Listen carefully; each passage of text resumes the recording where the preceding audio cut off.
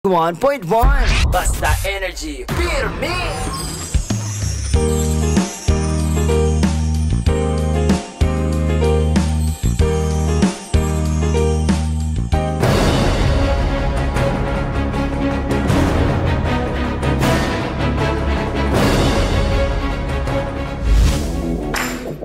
Gobernong Balitaan, Pangga Bida Ka, a teleradyo program of the Philippine Information Agency o PIA, Davao del Sur and Davao Occidental, with the partnership of the DXNW Energy FM 91.1 Digos in taking on the following agencies' advocacy campaigns nationwide. Gobyernong Balitaan din sa Energy FM 91.1, Pangga Bida Ka.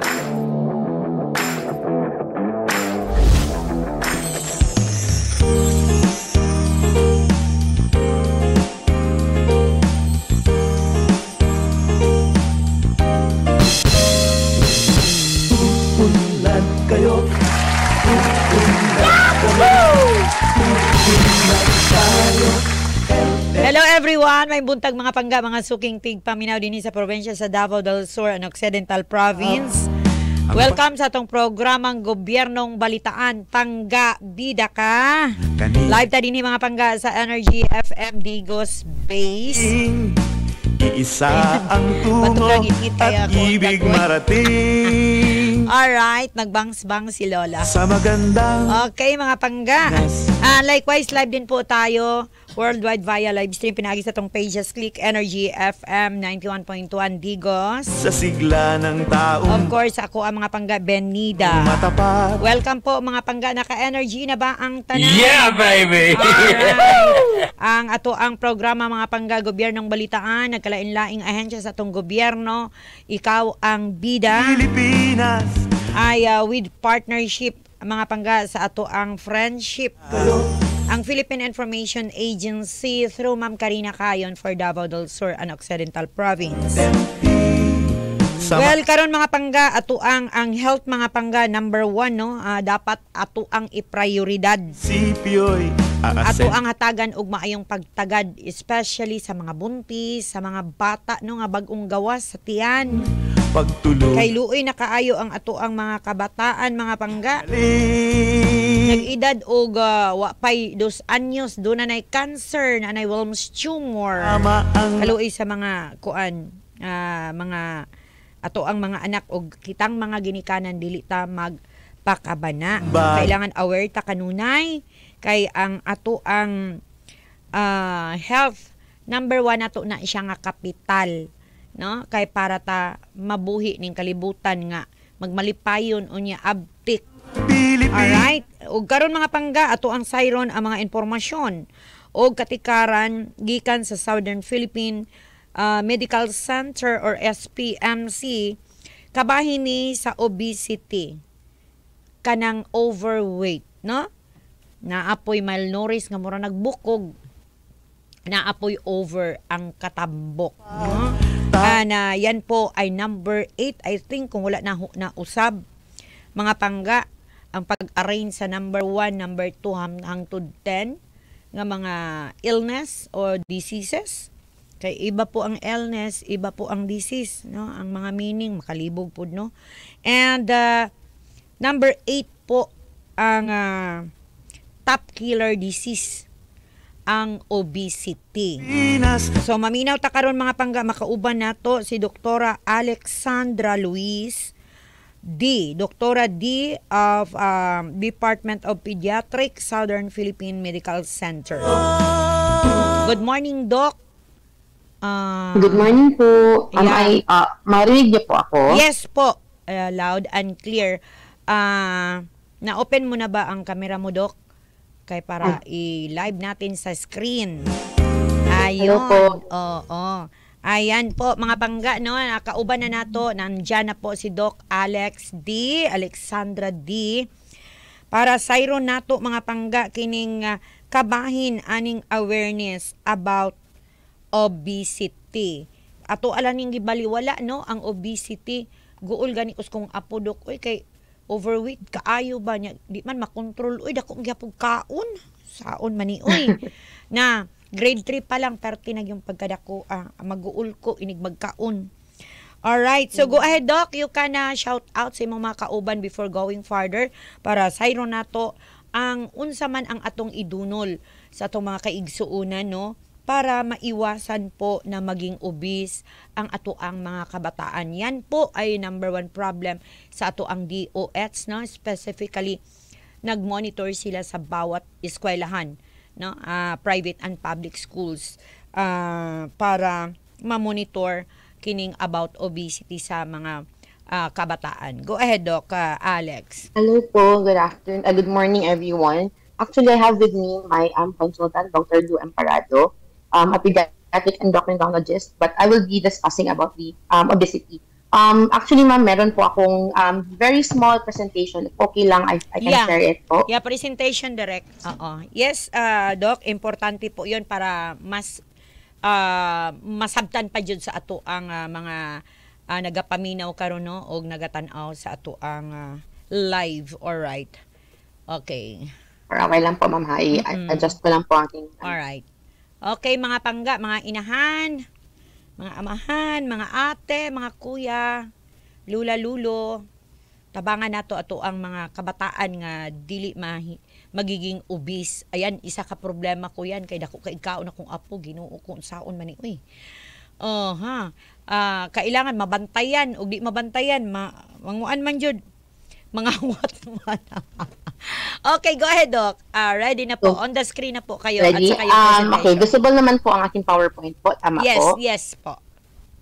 So, hello everyone. Good morning. I am Alexandra D. from SPMC Pediatrics. So, I will just be talking about a very small, brief discussion regarding obesity. Yep. Go ahead. So, first and foremost, what is obesity?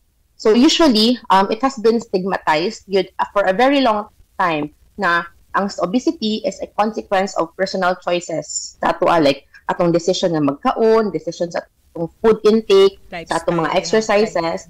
However, in reality, ang obesity, it is contributed by a lot of factors. First, foremost, pwede siya genetic, pwede siya physiologic, pwede siya socio-economic, and pwede pa siya environmental. So, before we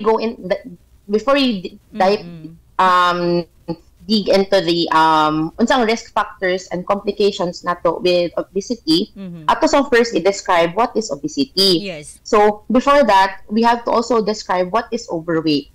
Usually in pediatrics, overweight is described as a body mass index at or above the 85th percentile and below the 95th percentile for children and teens of the same age and sex. On the other hand, ang obesity muna siya ang atong body mass index at or above the 95th percentile. So, in this slide, makita ninyo nga muna siya og graph.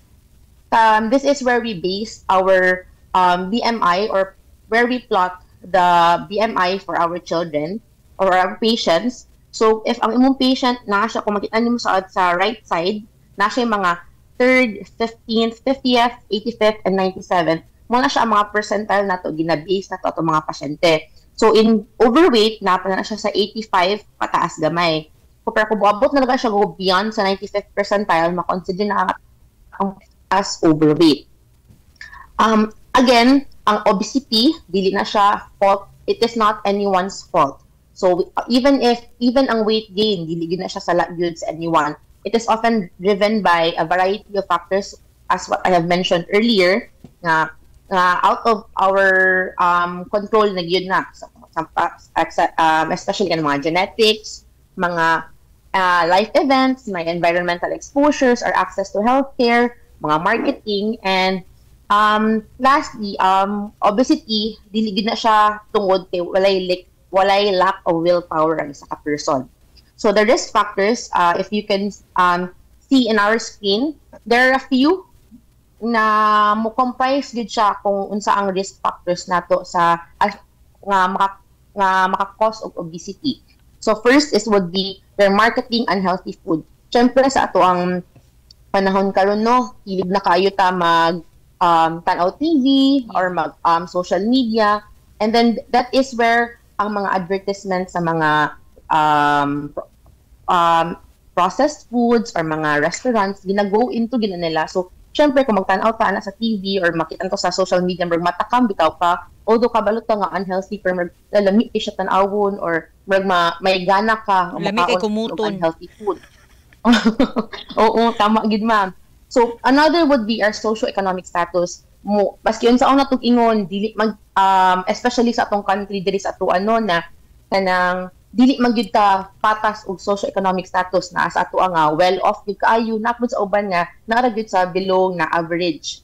So those patients or those people nga atong sad to say nga makaingon ta nga nasa dili sila well off or nagi siya sa mga ubos na nagalisod gyud nato nga mga kauban nga mga Filipino stato naagid sila yung risk nga mag-obese sila. Ano is because kung syempre 'di ba ang panahon karon ang atong mga pamaliton sa mga pagkaon more on medyo mahal naman gyud. So for those people nga kanang low ang economic status nila, dito di sila mo prefer sa mas barato which is usually ato mga canned goods, mga noodles o kasi dali mapalit nila. So these people can lead to food insecurity or both pasabot unable to have access to fresh fruits and vegetables, even the meat. Kay mahal na magid kaayo na para sa ilaha. So dito na sila mo go dive or mo prefer sila sa makabarato asa mas dali makaon. Another risk factor would be family lifestyle and behavior. Actually broad kaayo ni siya nga kaninga risk factor is because pwede magudi siya diri mo gawas ang feeding style sa mga parents kung unsa ang way nila pagpakaon sa ilang mga anak. Ang parenting lifestyle nila if ever na sila naba sila mga family routines or na sila mga limitations ginaset silang pamilya, like let's say di kan magpadako ko bata dili sa nako siya kan sweets inganing nga edad ana or i-limit man gid nila. Another would be kung hilig sila mukaon sa gawas.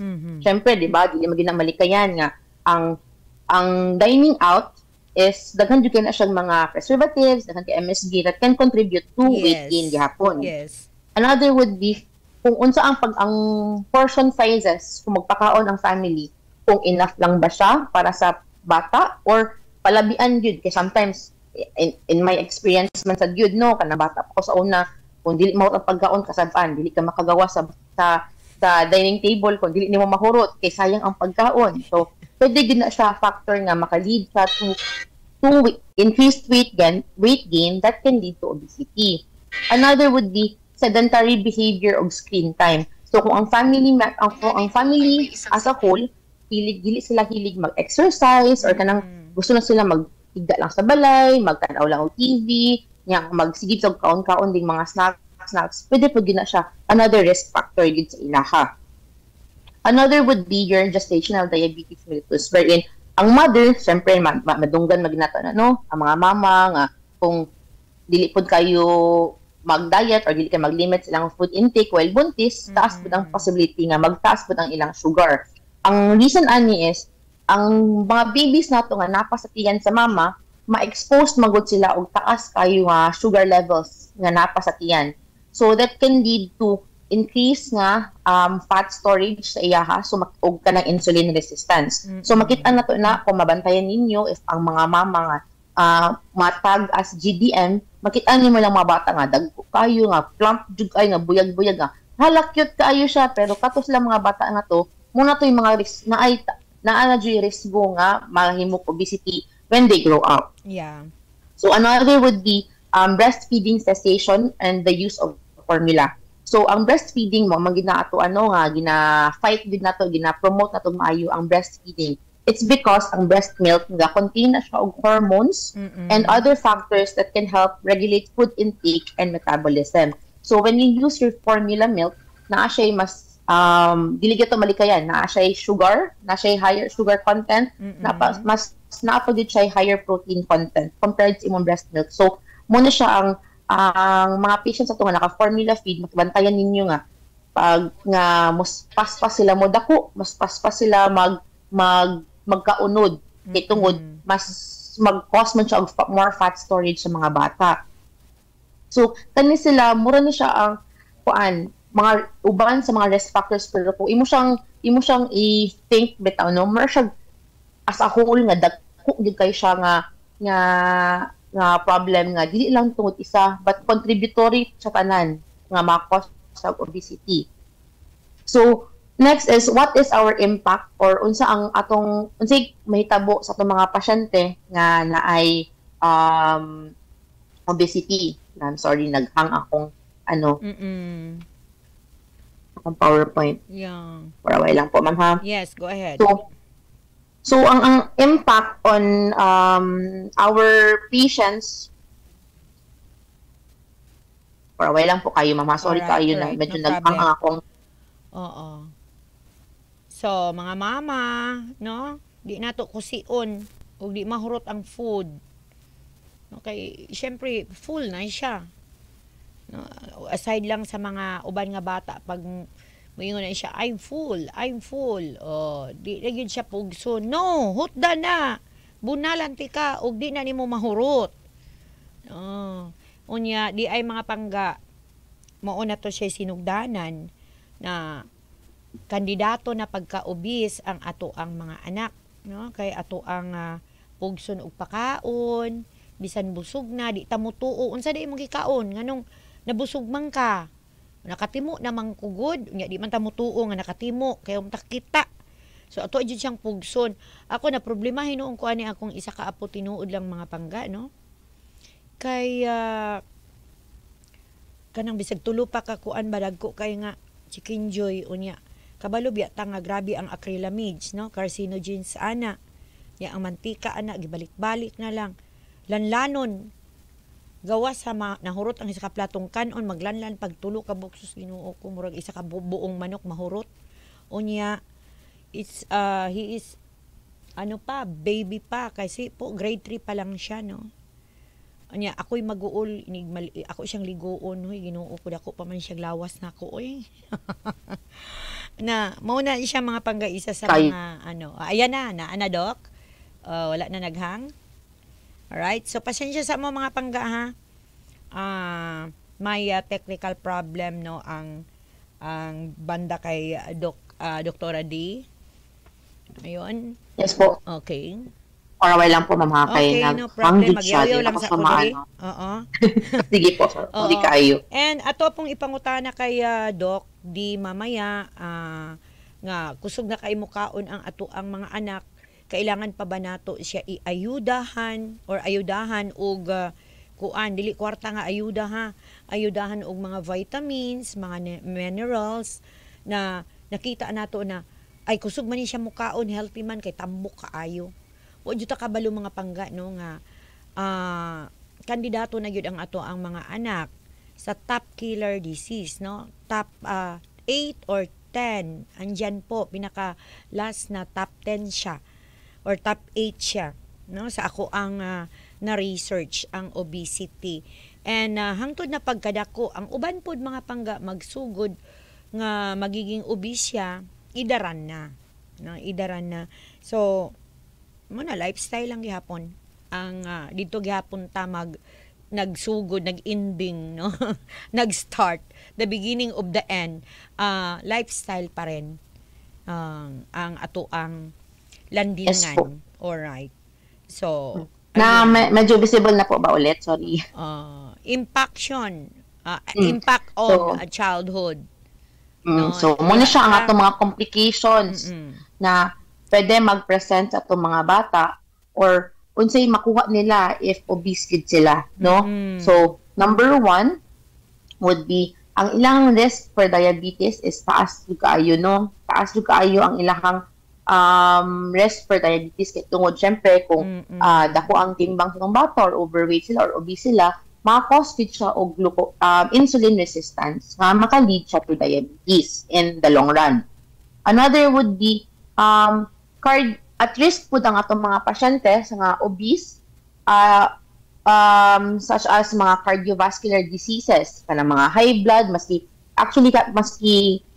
mga children, they can have high blood, kanang mga dagko jud kayo, pwede sila magka-high blood ana, pwede sila mag-dyslipidemia, pwede sila magka-diabetes, pwede po sila mag-fatty liver when it comes kung dili gid makontrol nato ang ilang mga timbang. Another would be, especially sa mga mga bata nato o mga babae, pwede po sila maka-cause of PCOS, which is polycystic ovarian syndrome. Yeah. Pwede gina sila makakuha na, especially karon nga halos tanan or majority na gid kayo sa mga tao karon na mga especially kan mga weight dagko og lawas, naa gina sila yung mga PCOS. And then mo go hand in hand gina sila usually normally because tungod sa insulin resistance nato. Another would be a mental health illness. Usually magud ang reason ani is because syempre ang atong mga bata nagdako na ilang timbang and syempre dili gina siya malikayan nga katawan na siya sa mga classmates. No? Syempre di ba? I-bully na sila. So usually magud na siya cycle kung dako ang bata nato no nya katawan sila sa ilang mga classmates or mga kaila nga or i-bully sila maayo, pwede sila mo lead to depression, anxiety, pwede po siya ang emotional health nila dili gid maayo, even ang ilang self-esteem ubos gid kaayo na siya. And it can also cause stress. So sometimes ing ani nga mga factors, pwede gid sila marabito sila mag-compensate. So kung example nagbully sila, naay dako nga chance nga Yes, oo. Napilit, no? Nawala ang audio ni Doki. Mahina siguro ang signal. Oh, go ahead, Doc. Go ahead. Ayan. Hello, Doc. So, with the mental health illness, medyo dako po din siya nga factor. Mura po siya ang self-esteem sa bata, wala na. Siya magka-depression, pwede siya ang increase ang stress niya. Logically and emotionally, grabe din siya ka-affect sa bata. And then, agi time, na iuban nga, pwede po nga mas mo indulge sila to eating kay tungod sa stress, pwede magudid na mahitabo sa tuano. And another complication would be sleep apnea or kanang ginatawag na to nga obstructive sleep apnea. Tungod manggod na siya sa fat or ang atong kadakuon sa isa ka pasyente, murag ang ginatawag na sleep apnea kanang hagok or mag-snore. Na siya pabantayan maginato na siya sa mga people, not only sa mga bata nga dagko ugla mga medyo dakuon, medyo grabe mo hagok, oo. Kana pwede magud na siya, and then that can actually affect the health of the person. Maski mingon ta nga naghagok lang siya, maka-apekto gud gihapon na siya sa pagdako sa overall well-being sa isa ka person. No. So, ang treatment nato for obesity, dili gid na siya ang sometimes manggod nga atong githink is kailangan ko magpaniwang para di na ko obese. Dili manggod na siya dili dapat mao ang mindset nato, no? It's because daghan magugay judok, no? Kailangan magpaniwang kay dako na ko kaayo nya. Di na mo kaon, so ma-resulta na hinuo na magkaroon ng iba pang complication. That's right, tama po. So, usually, in our treatment gid nato sa mga patients with obese, po na siya? Mura siya network of treatment. First would be, kailangan nato na i-address ang mag-nutritional support ta. Kaya syempre, same as what you have mentioned. Ingunan ta nga, magpaniwang ko, mag-diet ko, dili ko makaon for pila ka oras. Tapos, nalang ko yung window nga mukaon. Dili po na siya mayo, especially in growing children. No? Dili po na mayo nga, ang uban mamas nato kay mo ilim ka nang, ingon ta nga, di na pakanon, ang bata kay gutom na ay kanang kay dako na kaayo, ang ending kay gutom pud kaayo siya, luoy sa kaayo, ang ihang pagdako niya maapektuhan pud. Another would be physical activity. Syempre dili gid ni siya mawala-wala kay because physical activity or even at 30-minute exercise or walking every day maka-help na gid na siya, no? For patients nga, let's say, kanang naanagi nagka mental health problems, pwede ta mag-behavioral therapy. So, na yung mga psychologists or psychiatrists that can help them understand. Pwede makahelp po sa ilaha nga mapagawas nila ang ilang mga hinanain nga makahelp po sa ilaha to in treating the obesity. Uban po is if di na gid kaya with the diet and the exercise, pwede gid sila mag pharmacotherapy or kanang treatment. Usually kanang mga diabetic patients natay ginahatag nga mga tambal that nga not only nga ma-control ang sugar but also ma-control po nila ang ilang pagkaon nila. And lastly, for patients na dako lagi kaayo nga murag chronic na ilang obesity, muna na siya usually kung suggest dayon ta og either surgery or any other treatments ilaha. Pero syempre, when you do or when you treat yourself or mag-treatment naman ganita with obesity, it is always better nga magpa-consult ka muna sa imong doktor para mag-guidean ka og eksakto kung how you would go about sa imong treatment. Syempre, dili maging malikayan no kanang sa social media anato nga nag-diet siya ani akong buhaton sa akong bata. Exaggerated ba kaayo ang ilahang promotion, Dok? Matintal gyud ka labi na obis ka. Sulayan ko gyud ni. Wala na konsulta. Talking about surgery, Dok, kanang unsay bot pasabot nimo kanang laplapan ang taba o unsa nga treatment buhaton? Yes, na siya treatment kanang mga surgical. Those are para sa mga pasyente nga kanang despite nga na kanang magdako kanang lipo, isa dyan ay lipo. Ayun ba, lipo? No, it's not. Dili pa siya lipo. Dili siya advisable ang lipo, Dok? Dili siya advisable? Dili siya, ma'am. Kay mura manggod yapon siya. Ang lipo, mura manggod siya. Kaya nang murag band-aid solution lang ba? Laplapan na, tanggalan na imuhang for tapos, the meantime.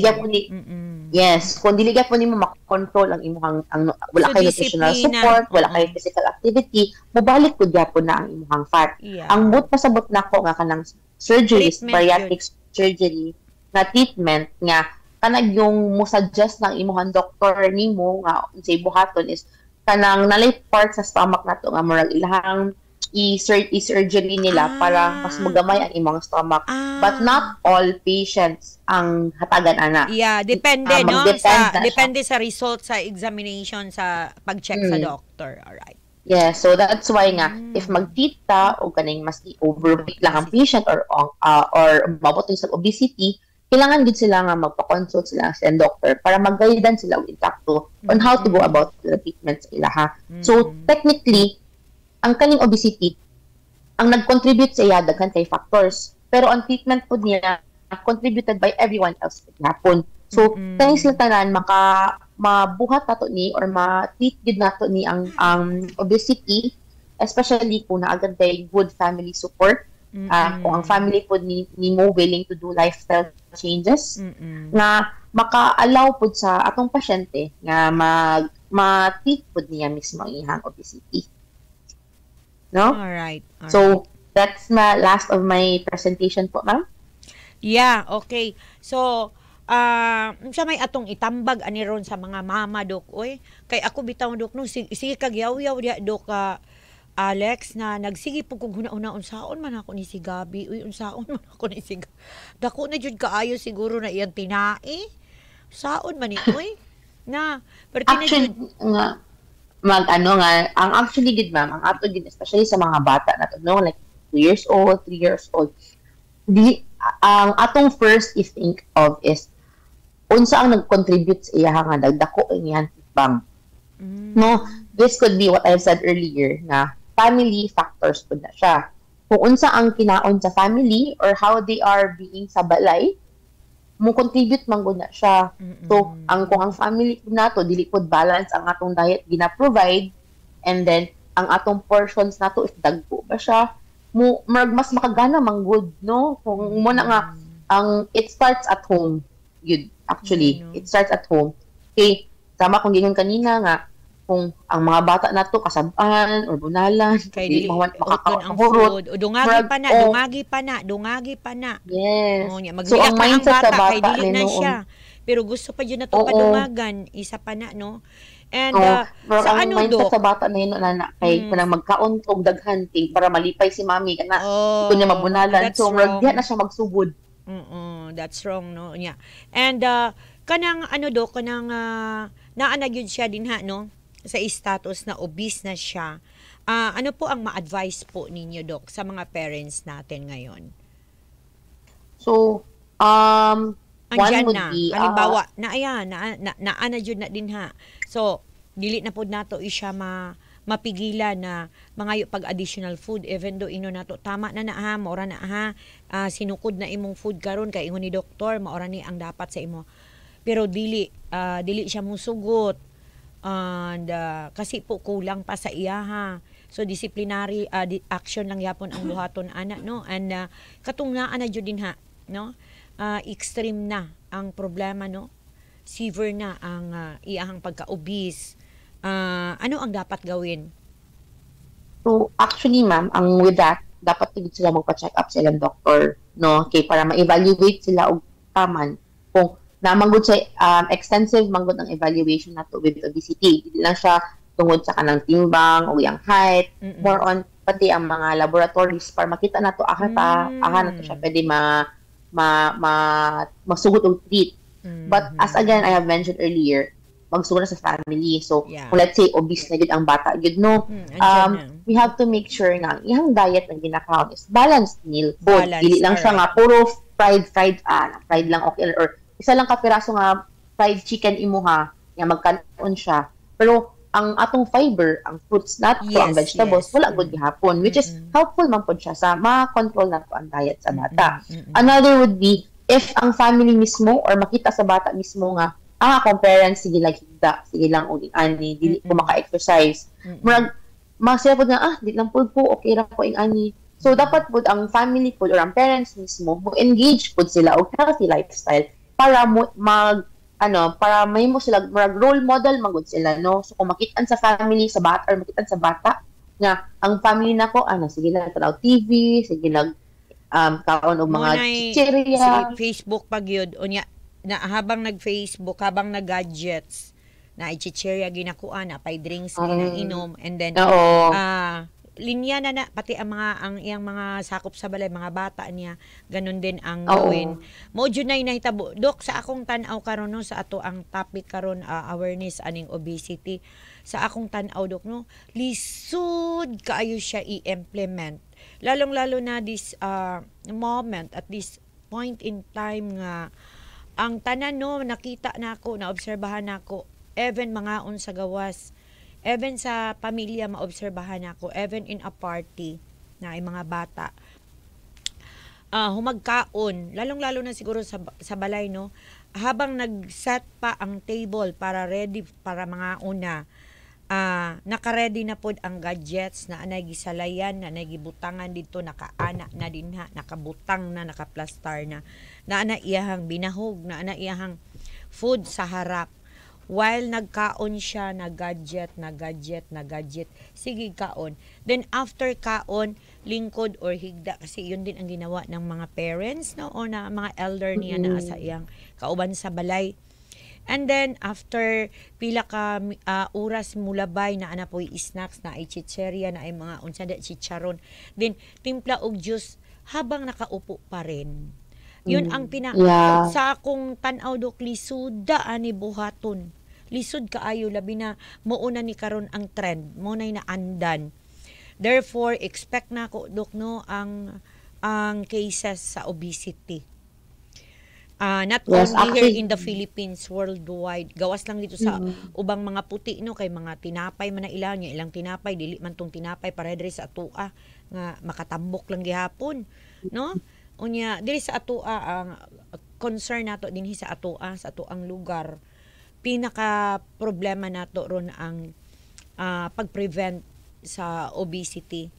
Yun ang nakita nako, the way nga atuan ning gidiscuss nimo, and then naminaw ko sa akong tanaw, and then sa ako ang mismong sarili na na-observe na ko sa ako ang mga apo. Gawas lang sa duha na ko kaapo, kay pag muingon siya, insist siya 3 years old, na pugson mismo ako mupugos, you finish that ha, kay sayang. Ginawa ko talaga yon, isa ko sa naigo. And pag mo insist ang ako ang 3-year-old na apo, Bingon siya, no Lola, I'm full. Ana dyan ni iyang tiyan. Ko, no, kay sayang. Mahal na. Sayang. Mahal atong palit, ana. Kauno lang sa mingming. Dili gyud siya. Mo-insist gyud ang bata nga dili. Wa gyud ko'y mahimo. Pero katong uban nga bata, katong isa na ko kaapo, pag ingno nimo nga kanang ubusan na mo yun, pag kulang pa na, Lola, dungagi pa na. Ako apod siyang dungagan. So isa ko nga naigo jud ani karon nga ato ang topic.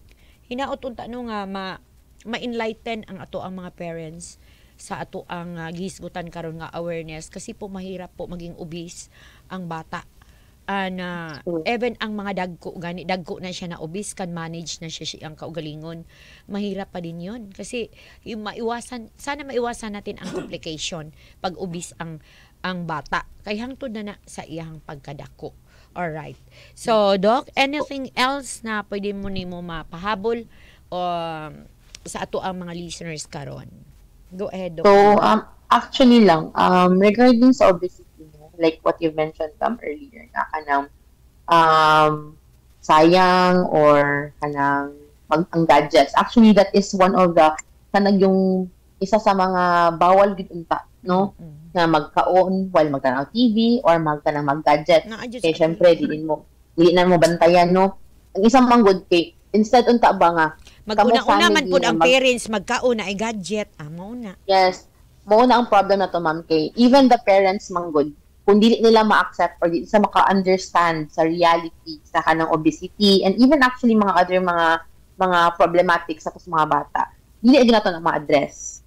Maski unsa nato ingon nga mag-diet, mag-ani ana, kung dili mismo ang parents magsugod or mo make or set a good example sa atong mga bata, dili gyud na siya mahitabo. So actually it only starts with the parents. Kung kamo kung ang parents nato kanang concern sila sa well-being sila mga bata, katong mga complications nga gi-mention ako kanina, sila mismo dili na sila magduha-duha, mag-change sila lifestyle. Kay may maka-help gid silang bata. Kita silang bata si mommy naging ani, si daddy naging ani. Yes. Ay maging ani pug ko. Kay para mag-follow the leader ang mga bata. Yes. No? And then ang obesity manggod tungod sa ka-complex niya, multifactorial. Siyempre, di ba, ang namay saying na it takes a village to raise a child. So, it also takes a village to treat obesity.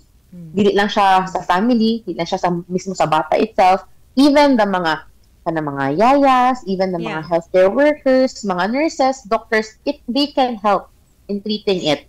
Ang ato lang yun is, we have to understand, we have to accept, and then we have to learn unsa atong pwede mabuhat para sa ato ang patients or atong mga bata na para ma-prevent gid ni ang obesity. Yeah.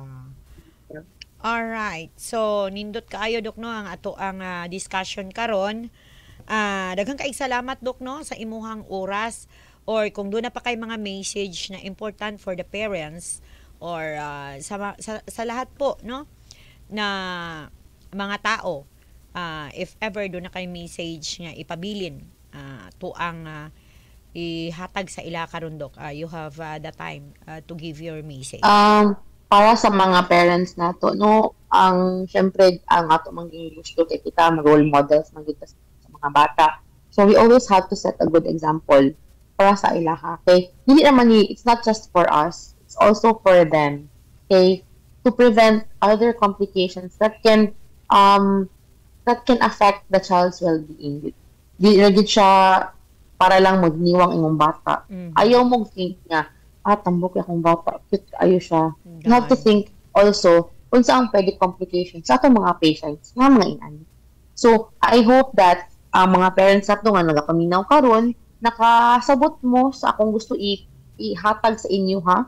Naka-understand pod mo nga unsa atong mga risgo, mga komplikasyon, o unsa atong pwede matabang sa atong mga bata nga dili sila maabutin ani. Alright. Thank you so much po. Yeah, thank you kaayo Dok no. Mga pangga, I hope na daghan ka itag nakuha nga pagtulunan karon para sa ato ang mga kabataan. An appeal na dito sa mga dagko nga mga adults na nga mga obese. So palakpakan po natin si Dr. Alexandra D from SPMC. Salamat. Thank you so much po. Hanggang sa susunod po. Alright, so mga pangga, manamilit na sab ko kaninyo. Ako po ang inyong lingkod sa programang Gobyernong Balitaan. Pangga, bida ka with my partner, Karina Cayon. And in behalf of Ma'am Karina Cayon, salamat po ng marami sa inyong pakikinig. Davao del Sur and Davao Occidental and the whole world. kanigan. Nawa po mga pangga ay pagpalain po tayo ng ating mahal na Panginoong Diyos, ang ating pong tanging tagapagligtas. Mabuhay at kapayapaan sa lahat. Stay tuned, stay alert. I'll be back. Promise. Mwah! Ang lahat sa magandang